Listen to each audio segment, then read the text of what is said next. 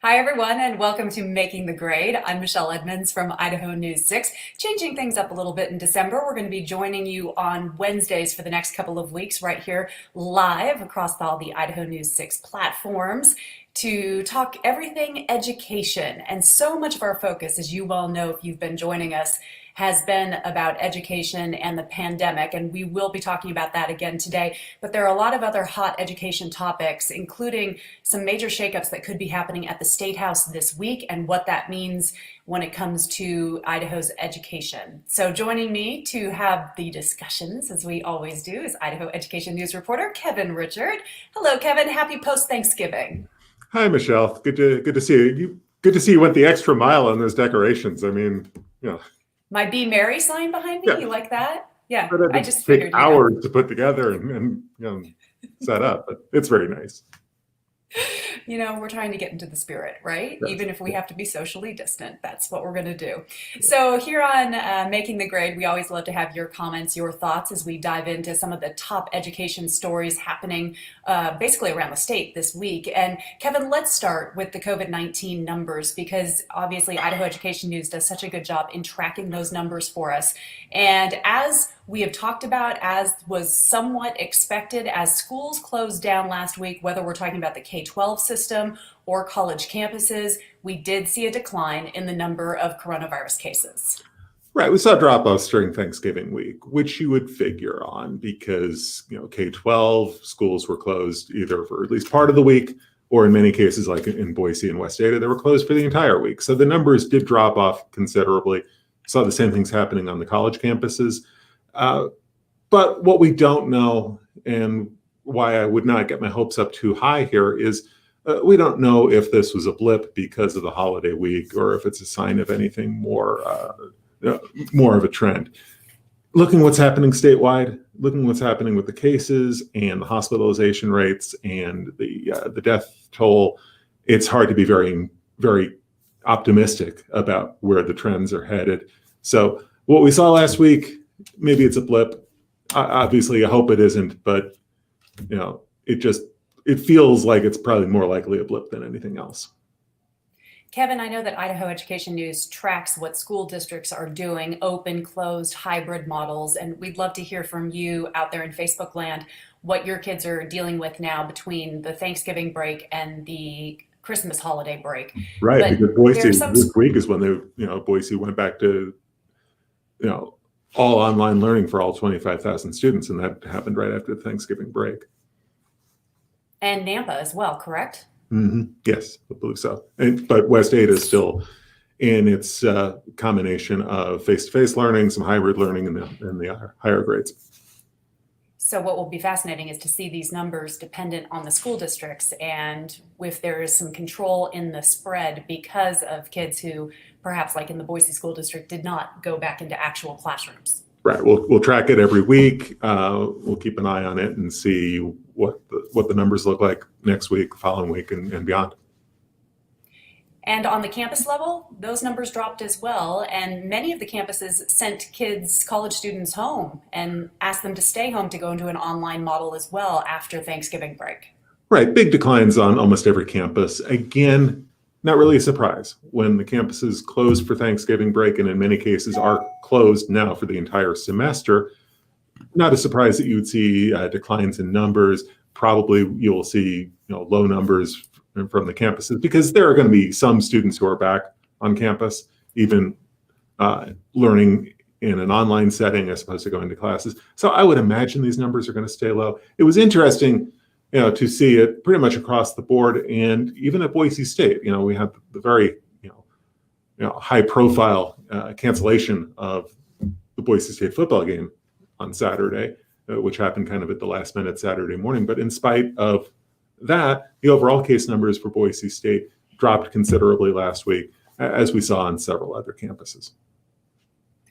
Kevin, let's discuss what happened at Boise State virtually, I should mention, yesterday, because this was a really unique opportunity and it was spearheaded by Boise State in particular.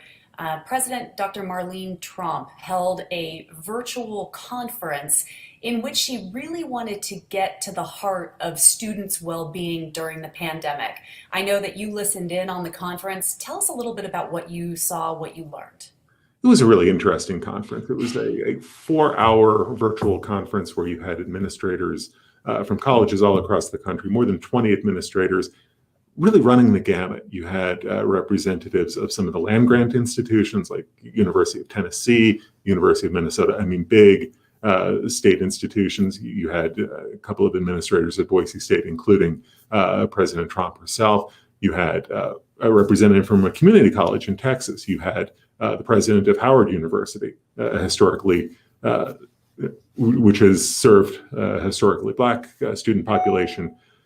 So you had the gamut of administrators from across the higher education spectrum, all focusing on what should colleges and universities be doing for students who are at risk, students who are facing mental health issues, students who are just feeling kind of paralyzed by the pandemic, paralyzed by the economic crisis, paralyzed by concerns over social justice, over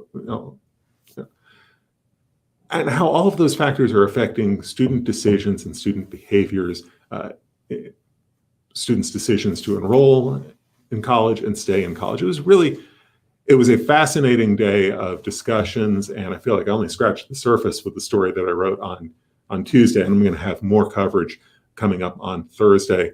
But I also had a chance to talk to President Trump about this before Thanksgiving. I did a preview piece that we posted on Monday morning.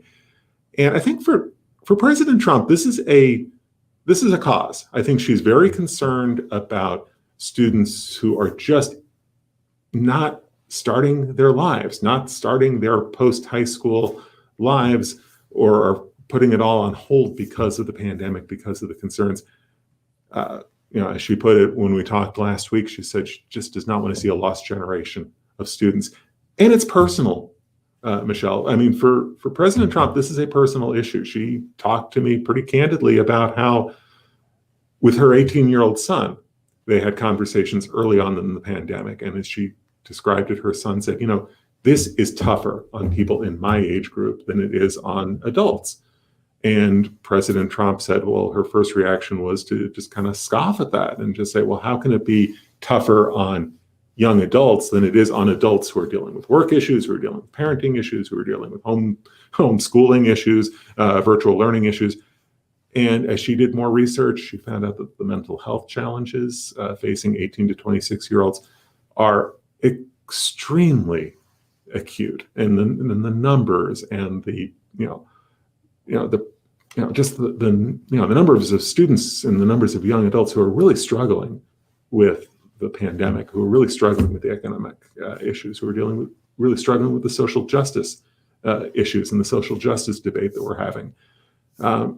She feels like this is a pivot point and a time where colleges and universities can't compete. They need to collaborate, and they need to figure out ways to do better for young adults. I found that fascinating. She's calling this Project Launchpad. And of course, that taken from historic measures that happened with NASA. But she's calling it that at this level because Dr. Trump really believes that student well-being has to come first. She really does. And one of the things that I thought was interesting as I listened to the panel discussions, all of the administrators who spoke really understand that there are mental health challenges facing young adults, and that this is an area where colleges and universities need to step up. Everybody recognizes that, but the challenge is, how do you make that work? How do you get students to avail themselves of the services that are available? And one of the things that I thought was interesting, the president of Amarillo College, and this was a community college in Texas in the Panhandle, he said that what they're seeing is that some students who might have been uncomfortable seeking face-to-face mental health counseling are more comfortable doing this in an online setting. So, he's seeing that at his college, but we had an administrator, we heard from an administrator at Mills College. That's a private women's college in Oakland, California. The administrator there said pretty much the opposite. She said, look, we know our students need help. We know our students need to talk to somebody and get some counseling, but they just don't want to do this online. They just can't, stand the idea of one more Zoom meeting. So, I asked, there was a panel discussion that was open to Q&A with reporters, and I asked the panel, well, how do you think this is going to look? How is mental health counseling and mental health services going to look on the other side of this pandemic? How are you going to reach out to students? And the general answer, and I think it's what you would expect more or less, is it's going to have to be a combination. Some people are going to be more comfortable in an online setting. And when you've been forced to do counseling online because of the pandemic, maybe you've picked up some practices that you can apply post-pandemic. But there are going to be some people who are just really want that interpersonal connection, who want to be able to look face to face with somebody who's trying to help them talk through and work through some problems. Kevin, this is just me speculating here, and anybody who wants to weigh in, we'd love to hear if you have a college student wondering how they're doing, how they're handling everything they're going through. But maybe a bright spot after this pandemic is over is that we will have a better grasp of what 18 to 26-year-olds need when it comes to their mental health, that this won't have been forgotten. This isn't just because of the pandemic. Sure, it's heightened the mental well-being of college students, but there's so much more that goes into those years to be able to protect kids and make sure that they are healthy and finding hope.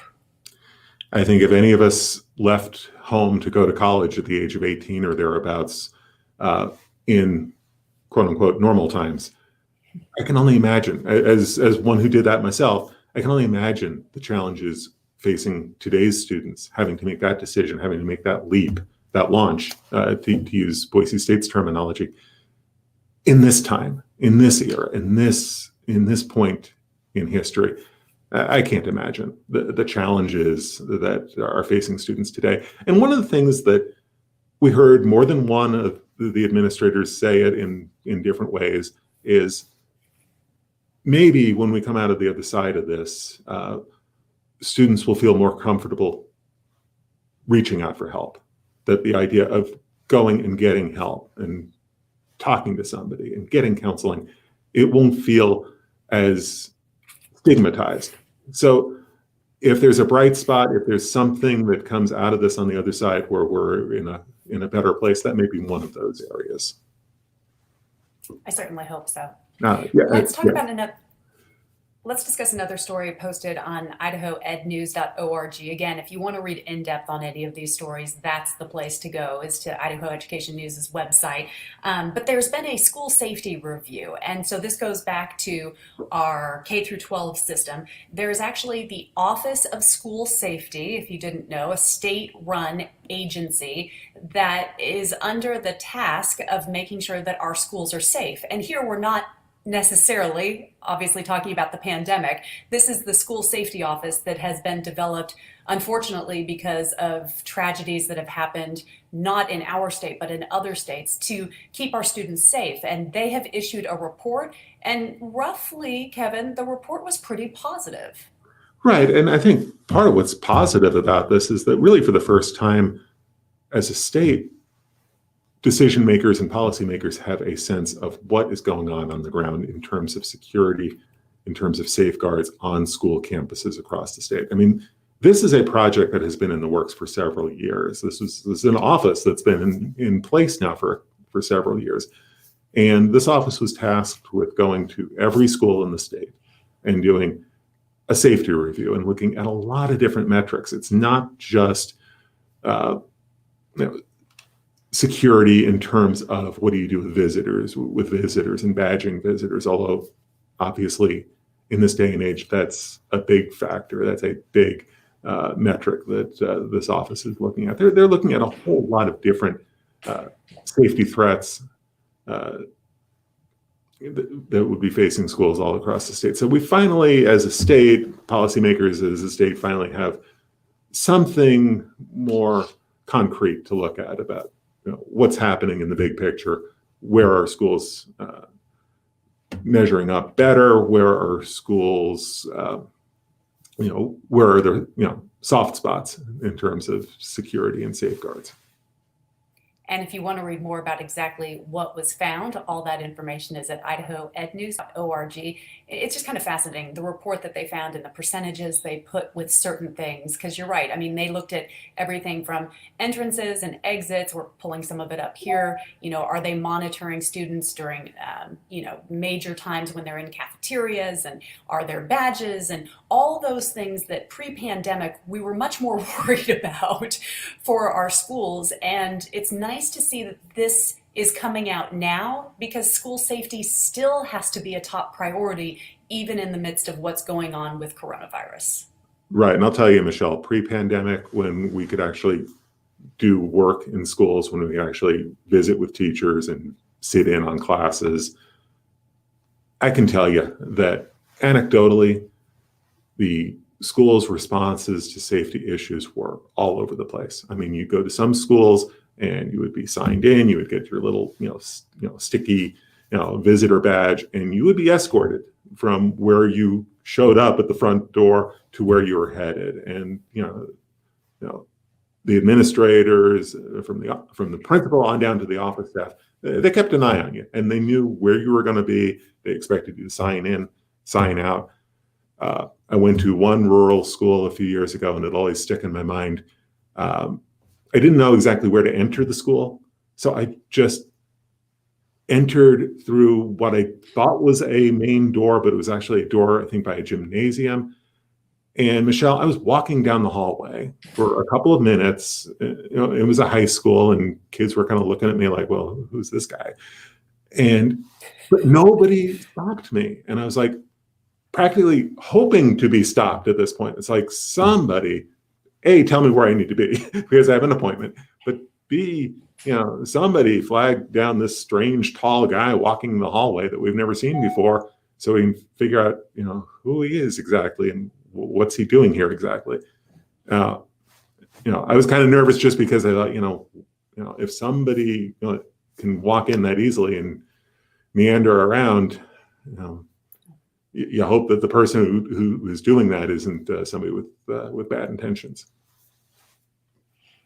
I remember that story. That did not, as a mother, did not sit well with me. No, I've never named the school publicly. I'm not going to name the school. Good, but, yeah. Because I can't imagine that the school where I encountered this was an outlier. I think that, in small communities, rural communities, maybe, there hasn't been as much attention paid to safety and security. And unfortunately, in the day and age we're living in, you have to be thinking about that. That has to be top of mind, whether you're in a small community or in the middle of Boise or Meridian.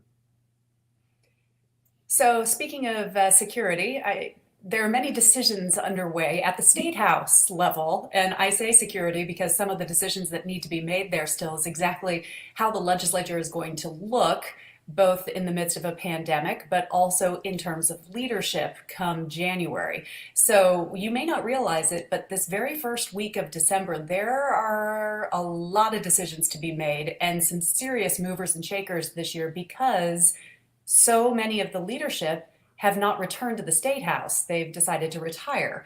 So first and foremost, Kevin, Speaker of the House, Senate Pro Tem, we're talking top leadership positions at the State House essentially up for grabs this year. And what are you going to be watching? There's a lot to watch, and it's really going to start this afternoon. House Republicans are meeting later today to sort out those leadership elections. And there are contested leadership elections for all 4 House Republican spots. But the one that's at the top of the list that we're going to watch very closely is the race for Speaker of the House. Scott Bedke seeking to stay in the Speaker's position.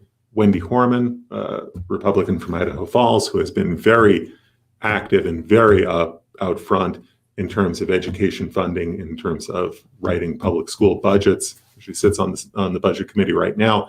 She's challenging Speaker Bedke. So how that race shakes out is going to give us a sense of how other things shake out. It's a domino effect from these leadership elections on down to committee assignments and committee appointments.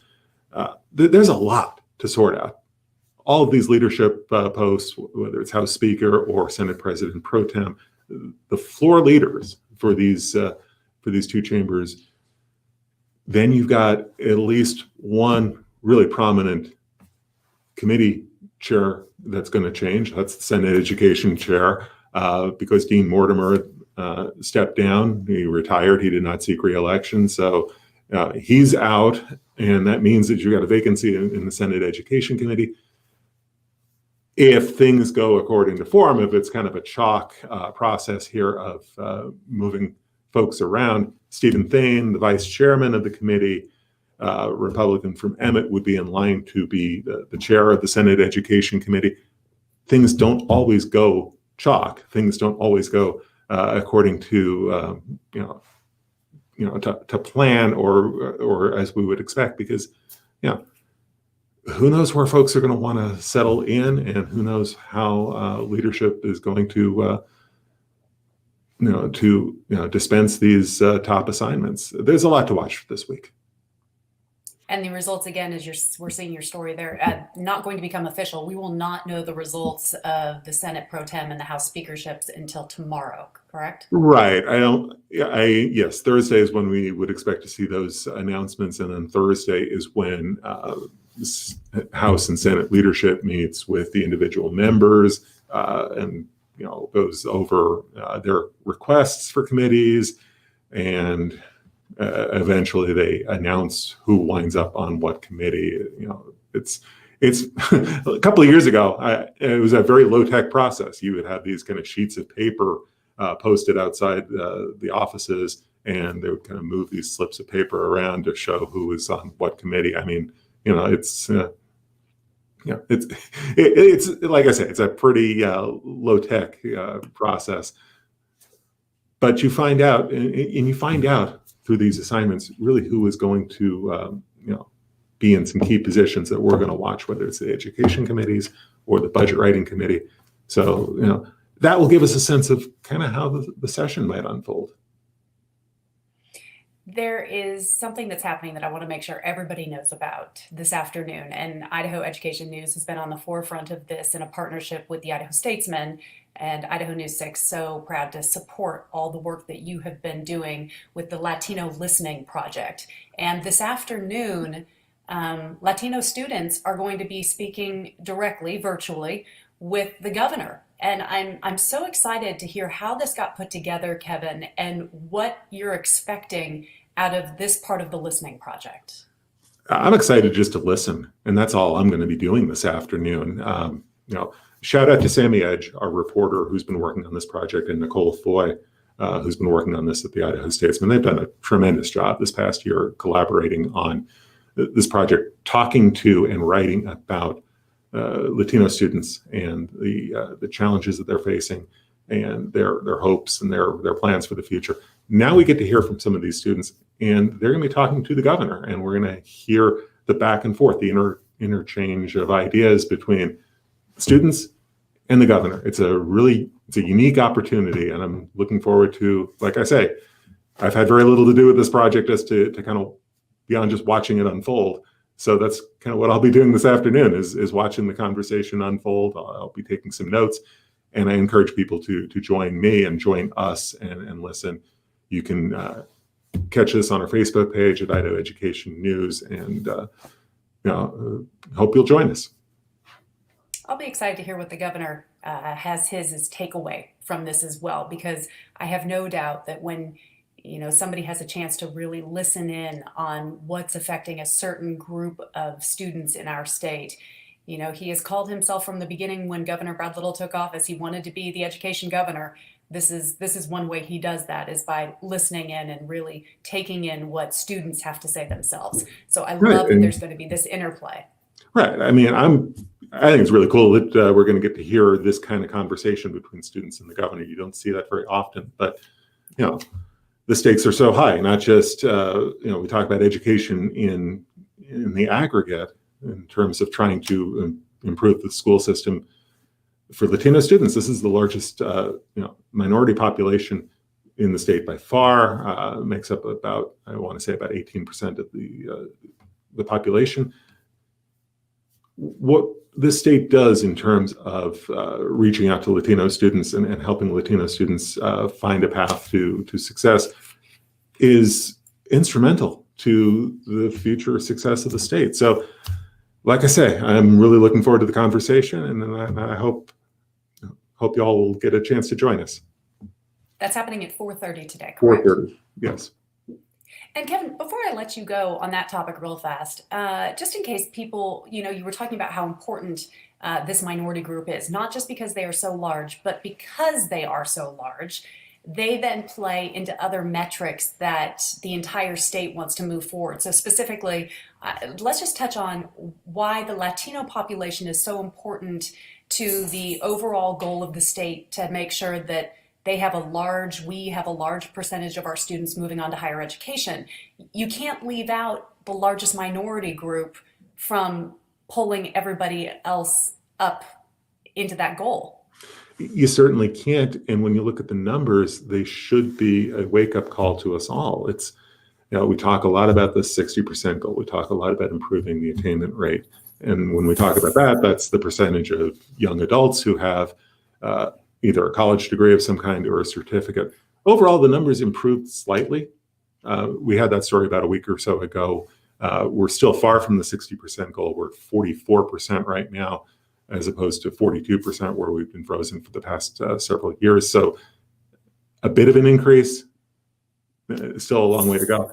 But when you look at those numbers for Latino adults, we have one of the lowest attainment rates in the nation. We have had the lowest attainment rate in the nation for Latino adults.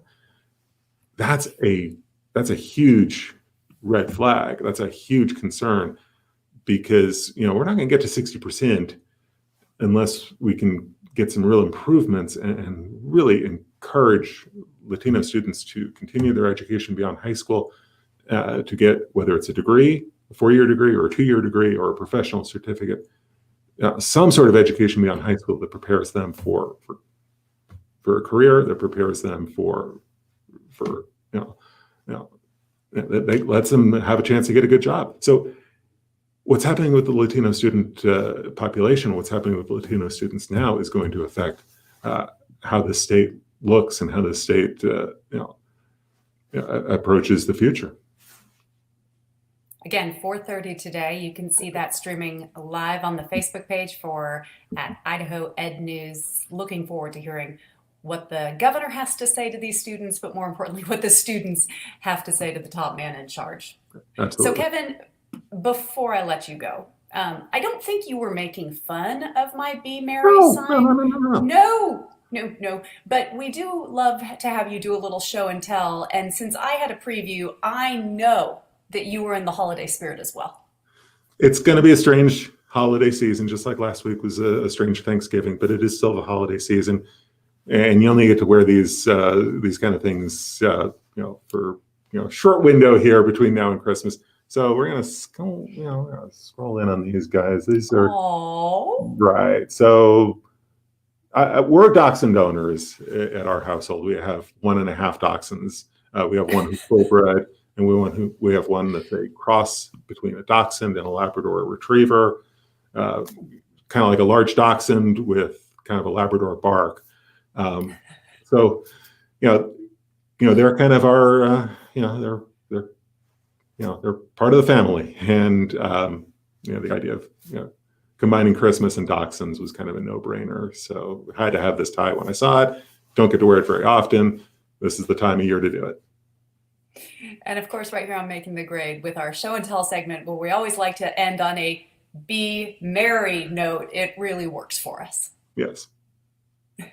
Kevin, thank you for all the work that you and the entire team are doing at Idaho Education News, not only to keep us up to speed, up to date, but also to help keep us safe and keep our students safe. If you want to monitor any of the numbers that are happening with coronavirus, Idaho Ed News definitely one of the places to go, because they are following step by step what's happening on the college campuses and the K-12 numbers on those schools, at those schools as well. And again, if you want to see the Latino Listening Project and hear from Latino students and the governor, that's at 4:30 today on the Idaho Education News Facebook page. So Kevin, a lot going on, but hey, It's the holiday season. There's always a lot happening. It's the holiday season. It's the political season. It's still school in session, so a lot to get to. It'll slow down a little bit for us during the holiday season. We'll take a little bit of a hiatus here on making the grade, but yeah, there's still a lot we're watching. We appreciate it very much. Thanks for joining us for Making the Grade, everybody. Have a great week. Thanks.